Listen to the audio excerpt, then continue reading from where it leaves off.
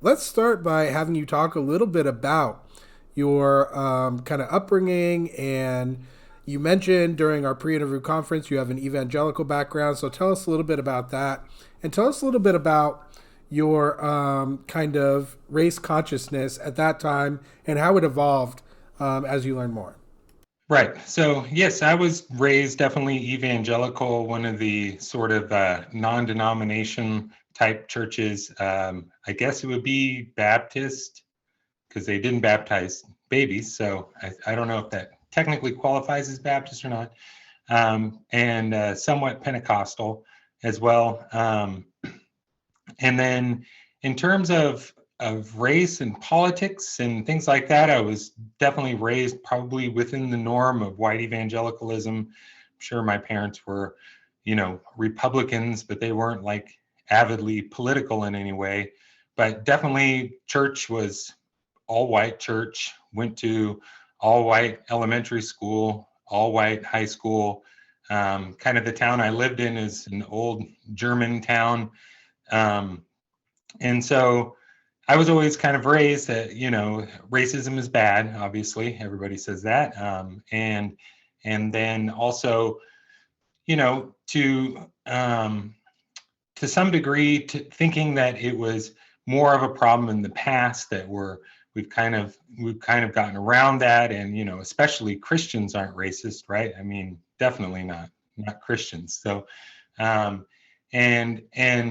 kind of thinking it was something in the past, and then knowing that racism was bad. But then, of course, as you get older and you start reading and you start learning and you start coming across, statistics, or you start to notice, oh, okay, a lot of minoritized people groups live in this other community that's different than mine and is poorer.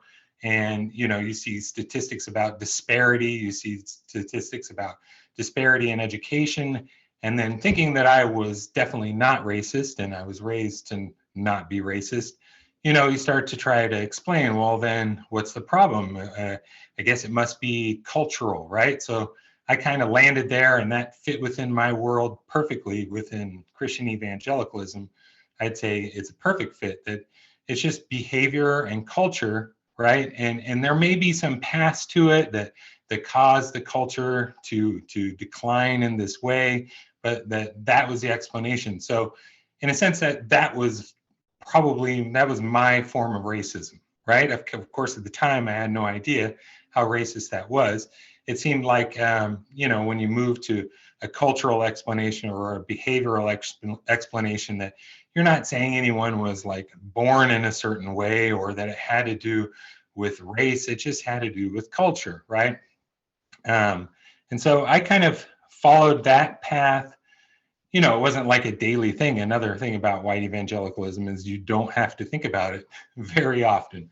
Very rarely does it even come to the fore. So probably not until much later, probably around, like many other people, Mike Brown, Ferguson.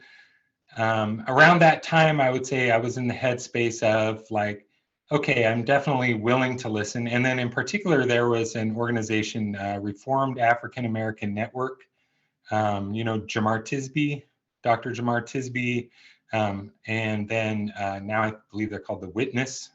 And so I read a lot of articles there, and even about the situation in Ferguson and everything, and these were Reformed Christians like me. So it was, and these were, I know they're great pastors, godly men. Theology is consistent with my theology. So I had no reason to question what they were saying about it, or why would they make this up? I must be just completely missing something. Like there's some wall, and I just decided to begin to just listen rather than push back or argue back, and try to listen to people that I trusted, that I knew weren't steering me wrong. And then a little bit later, actually Twitter was very helpful. Some friends on Twitter who, especially Lex Lutheran in particular, a Lutheran guy on Twitter, who really pushed me hard to sort of justify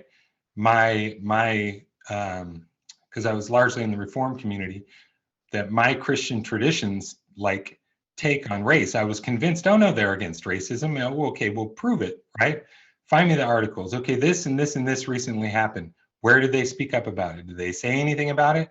And the more I started to dig in, the more I started to see the exact opposite. That more than anything, my religious tradition, specifically Reformed tradition, valorized, slave owners and and Confederate chaplains, and that had nothing really to say about any modern controversies related to race. And if they did, it was generally on the wrong side of it. So then I kind of had like a sort of earth-shattering period where, I was starting to realize, wait a minute, I don't know anything about this. I'm completely wrong. I had, that I started to discover that, yes, I'm definitely like very racist, and really began to study history more than anything, just starting as early as I could, studying history of Africa, how Africa was colonized, and the Atlantic slave trade, how slavery developed in the United States. And it was like I had no idea that I even lived in that world. I just had never heard, obviously that's no excuse for my racist assumptions, but it definitely was like, I hadn't read that. I hadn't looked into that. And that, over time, the more I read history, the more my whole understanding of race in America, America itself, just began to radically change. And then seeing how deeply that conflicted with many parts of evangelicalism just pushed me even further. It was like I'd explained to someone, it's like, if you discover a pervert in your own family, you you want to get after that quick. You want to, look into it. You want to confront it. You don't want to waste any time. And I kind of felt like that's how it was, discovering that within evangelicalism kind of set me off, just reading and talking and studying and then writing eventually.